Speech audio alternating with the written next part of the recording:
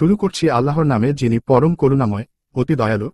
তারা এবং তাদের স্ত্রীরা উপবিষ্ট থাকবে ছায়াময় পরিবেশে আসনে হেলান দিয়ে। সেখানে তাদের জন্য থাকবে ফলমূল এবং যা চাইবে। করুণাময় পালনকর্তার পক্ষ থেকে তাদেরকে বলা হবে সালাম। হে অপরাধীরা, আজ তোমরা আলাদা হয়ে যাও। হে বনি আদম, আমি কি তোমাদেরকে বলে রাখিনি যে শয়তানের এবাদত করো না, সে তোমাদের প্রকাশ্য শত্রু, এবং আমার এবাদত করো, এটাই সরল পথ। শয়তান তোমাদের অনেক দলকে পথভ্রষ্ট করেছে, তবুও কি তোমরা বুঝনি? এই সে জাহান্নাম, যার ওয়াদা তোমাদেরকে দেয়া হতো। তোমাদের কুফরের কারণে আজ এতে প্রবেশ করো।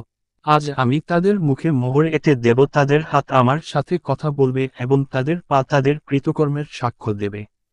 আমি ইচ্ছা করলে তাদের দৃষ্টি শক্তি বিলুপ্ত করে দিতে পারতাম, তখন তারা পথের দিকে দৌড়াতে চাইলে কেমন করে দেখতে পেত। আমি ইচ্ছা করলে তাদেরকে স্ব স্থানে আকার বিকৃত করতে পারতাম, ফলে তারা আগেও চলতে পারত না এবং পেছনেও ফিরে যেতে পারত না। আমি যাকে দীর্ঘ জীবন দান করি, তাকে সৃষ্টিগত পূর্বাবস্থায় ফিরিয়ে নেই। তবুও কি তারা বোঝে না? আমি রসুলকে কবিতা শিক্ষা দেইনি এবং তা তার জন্য শোভনীয় নয়। এটা তো এক উপদেশ ও প্রকাশ্য কোরআন, যাতে তিনি সতর্ক করেন জীবিতকে এবং যাতে কাফেরদের বিরুদ্ধে অভিযোগ প্রতিষ্ঠিত হয়। তারা কি দেখে না, তাদের জন্য আমি আমার নিজ হাতের তৈরি বস্তুর দ্বারা চতুষ্পদ জন্তুর সৃষ্টি করেছি, অতঃপর তারাই এগুলোর মালিক। আমি এগুলোকে তাদের হাতে অসহায় করে দিয়েছি, ফলে এদের কতক তাদের বাহন এবং কতক তারা ভক্ষণ করে। তাদের জন্য চতুষ্পদ জন্তুর মধ্যে অনেক উপকারিতা ও পানীয় রয়েছে, তবুও কেন তারা শুকরিয়া আদায় করে না? তারা আল্লাহর পরিবর্তে অনেক উপাস্য গ্রহণ করেছে যাতে তারা সাহায্যপ্রাপ্ত হতে পারে, অথচ এসব উপাস্য তাদেরকে সাহায্য করতে সক্ষম হবে না এবং এগুলো তাদের বাহিনী রূপে ধৃত হয়ে আসবে। অতএব তাদের কথা যেন আপনাকে দুঃখিত না করে। আমি জানি যা তারা গোপনে করে এবং যা তারা প্রকাশ্যে করে। মানুষ কি দেখে না যে আমি তাকে সৃষ্টি করেছি বীর্য থেকে?